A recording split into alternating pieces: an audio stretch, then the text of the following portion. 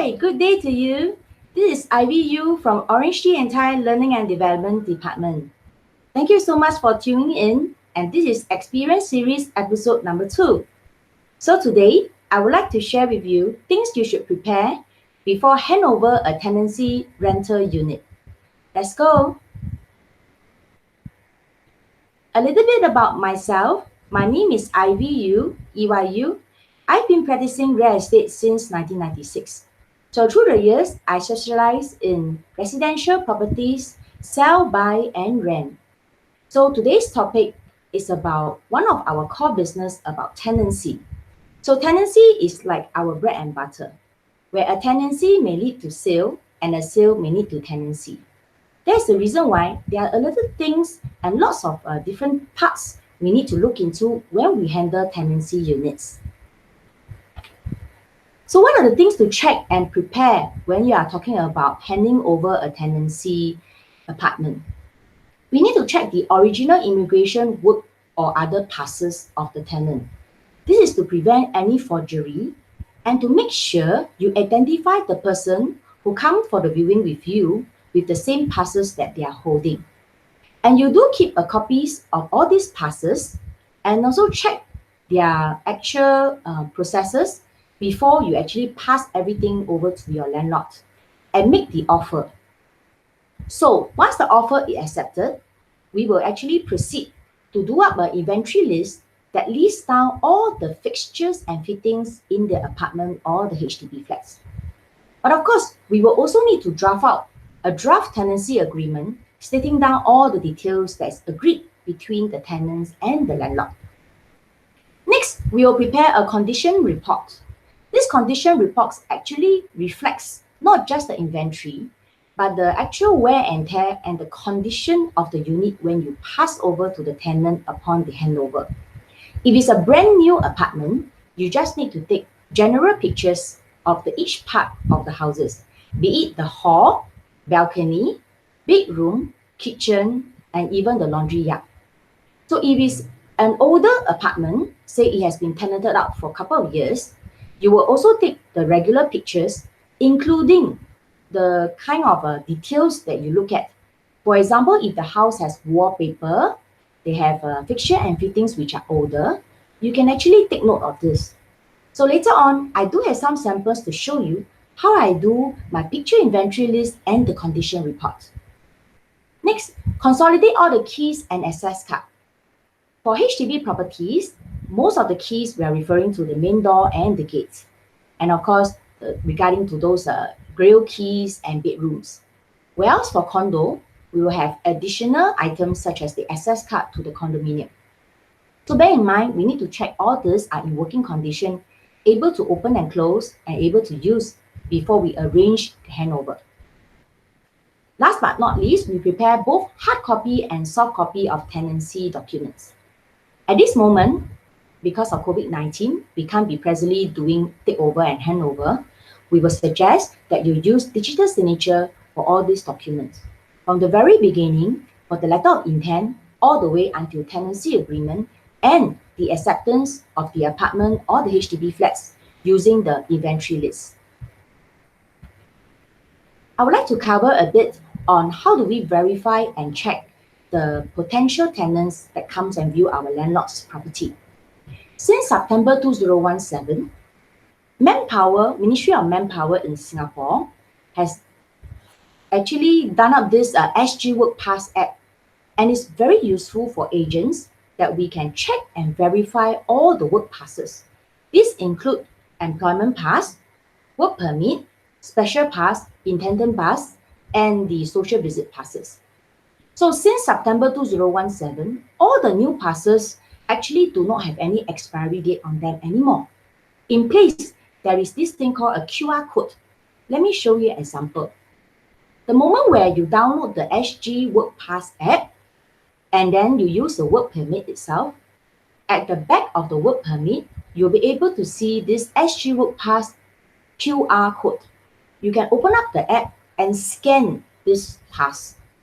And it also works for copies which is sent to you through JPEG and PNG files. And subsequently, at this app, you'll be able to see a screenshot. Save it, because over there, this screenshot, they will record down when did you scan on this pass, what are the pass type, when the pass expires, the employer details, occupation, and of course, more details on the card serial number. So all this actually help us to verify the passes validity dates and details.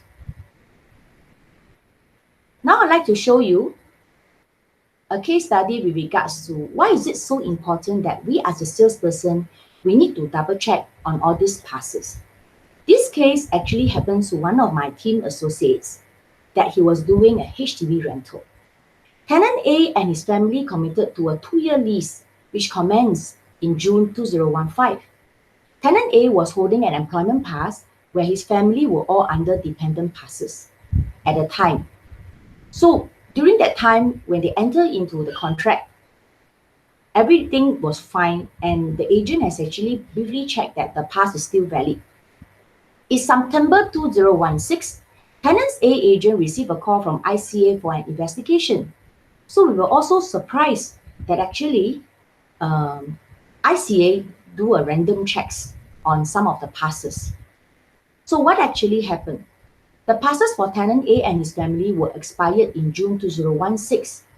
What happened is his passes was issued in 2014. So he has a 2-year passes in Singapore. However, it is very common that tenants were actually committed to one of the 1-year tenancy and subsequently they may want to change to another apartment or a HDB for rent. So when they end the first tenancy, they proceed to rent the second property and using the current passes. So during that time, as an agent, we all check that the passes are all valid, but still we proceed on to sign the 2 years lease. Actually, it's not totally wrong. It's just that in the midst of that tenancy for the 24 months, we will actually need to take note and double check their passes for the new one being renewed. So because his HR personnel overlooked during that time, and then as such, the application was delayed. And at the MOM side, the passes actually kind of lapsed. So because ICA was doing random check, and that is the reason why the agents and the landlords were all caught up for checkup. But we do notice that this is just a random check. It may not happen to everyone, but it's a real case that has happened before. So what is the story that we need to learn from? Lesson learned. We need to include the validity period of the immigration passes in all the TA signed. I would suggest that you also add on the expiry date inside the occupier list so that in time to come, you can still check and verify from the signed tenancy agreement that in case there's a couple of months later that the passes are actually going to be expired, you can remind the tenants to give you new passes. So what about tenants which comes in a family and then all of them are holding Singapore citizens and PR NRIC? So over here in this screen, you can see that I actually collate all the NRICs of the tenants, okay, putting out according to front and back. And for this family, they actually has a work permit holder, which is their helper. So in HDB leasing, it's important to also highlight this in terms of putting them into the HDB approval system with all the occupiers in. For private property, we will just need to include this under the occupier list, and do take note, this is very important. So for tenants who are unrelated, the above screenshot now tell you that what I do is I do that SG Work Pass app screening, and at the side of the work passes that I have, front and back, I will actually attach the screenshot of what I have done the search. And again, earlier on I shared, because you do the screenshot of the SG Work Pass app, over there, there is also a timestamp, when did you do the passes.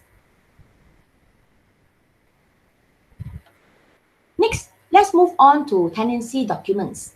So besides the passes and all this, earlier we mentioned we need to prepare the tenancy agreement and also the stamp duty being signed.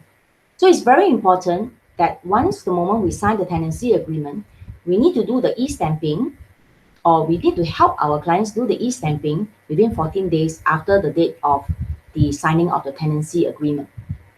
And then we'll prepare the inventory list, preferably with photos.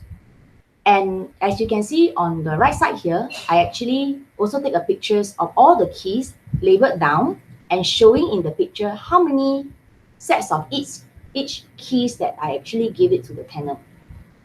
And followed by this thing called the condition report, where you show the general wear and tear and the copies of the tenant's ID. So how do we actually prepare inventory list? You can use a general form, or you can actually craft your own form. You can use this Word document or PowerPoint to draft it out at your own preference. So for me, I would prefer to do it in my own format, whereby I list out according to the locations in each part of the apartment. And I also attach a photo of the keys and remote controls going to hand over to the tenants. I realized that most of the remote controls are just briefly mentioned how many remote controls are being given to the tenant, but not the actual photo. So I do have cases whereby the tenants actually swap the remote control and give me something which is not the original one. And I realized that subsequently, those universal control actually didn't work properly. So to me, I'm a bit more cautious. I would prefer to even take picture of the remote controls being given to the tenant, so that at the end of the list, they will return me back the same control. And this is a sample of a picture inventory list that I earlier said about. That in general, I will take the different parts of the houses, the hall and dining, common bedroom, common bathroom, study room, if any, master, and also the internal of the cupboards. Now, why is this so? Because there are keys of this wardrobe inside, the drawer inside the wardrobe. So there are some tenants earlier on where I was not so careful. I actually just indicate that they were wardrobe keys. But when during the handover, they tell me that actually they didn't receive it. Or for some reason, they say that they misplaced it. So I want to prevent all these arguments. So eventually, I also take pictures of the inner wardrobe showing the keys actually put there at the drawer. And then specifically, I also do take pictures of the kitchen appliances, especially on the condition of the kitchen appliances. Some of our landlords buy brand new appliances for the tenants, right? So we make sure we also put it down. And to put in more details, I also put in the make, the brand, so as if there should be any situation where the appliances are not working or we need to require to send in servicemen, we have the easy reference to all the details. Next, I'd like to share with you this condition report. This is especially important when we are talking about rental of the older HDB flats or private condominiums, especially those who have wallpaper for decoration. Because when we hand over to the tenant, the wallpaper could have been 1 or 2 years later. But wallpaper is something that is not really able to do a maintenance for it. So if the wallpaper after various few years with a wear and tear, there could be some stains or pocket of air because of the glue has already wear off. But however, landlord do not want to tear down the wallpaper and the tenant don't mind and accept it. So I will also indicate that should there be any stains on the wallpaper or any pockets of air or cracks or even tear off, I will also put it inside the condition report. This is also to make sure to inform your landlords that your condition of the unit is like this upon handover, and we will not hold the tenant responsible at the end of the lease. Other part of this condition report, I also indicate about wooden furniture where there are minor scratches. There are also at times, these are all wear and tear. So I also put into details with there are minor scratches on all these wooden fixtures and fittings. The next copy I would like to share with you, very commonly we will see those full-length mirror in the bathroom. They have this thing called stains spots on mirror. I don't really know the actual name for it, but it's actually done, happen because there is this condensation of hot water in the bathroom. So when this happens, right, it's very difficult to remove them because it's at the other side of the mirror. So normally I will just take picture of it and put in the arrow, as you can see here from my slide, and indicate to the landlord and tenant that this is already there during the handover. Okay, now let's move on over to the other documents that is required during tenancy. For HDB rental, it's important that we need to have this HDB subletting approval letter. Now, this will be done upon confirming the leasing and signing of TA, and then landlord will need to use their SingPass to input all these details.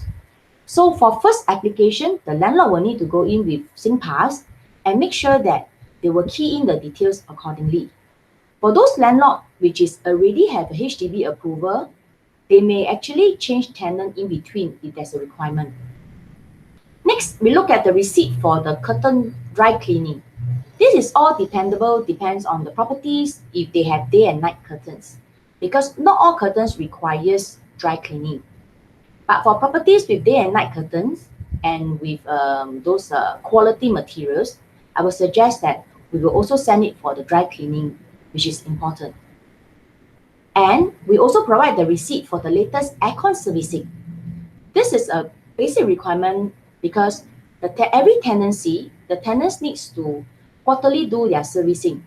So should they not be getting a company to do it by the contract, then the tenant is required to pass the receipt to us so that we can update our landlord.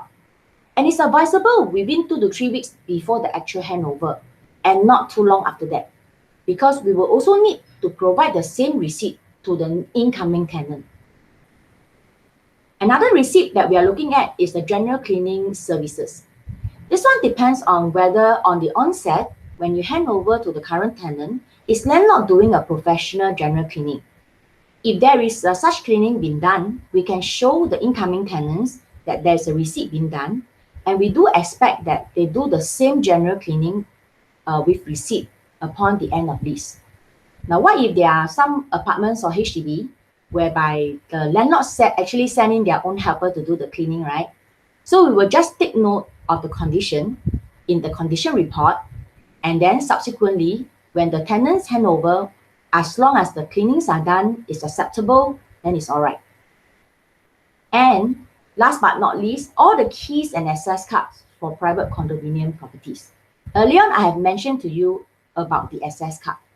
There are also some private condominiums, they are very strict on access card, especially there is serial number. So I came across the very strict MCSD that actually tell us that in order for a lost card to be replaced, you need to have a serial number of the access card.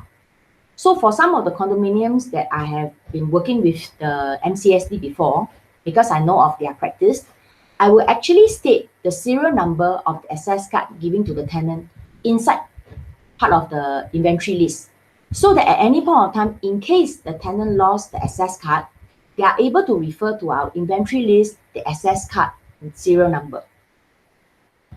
Okay. So anyway, thanks for watching today's sharing. I hope with this short sharing, you are able to look into what are the preparation for residential handover, and should you have any question that require our assistance, you can email to learning@orangetee.com. Thank you. Have a nice weekend.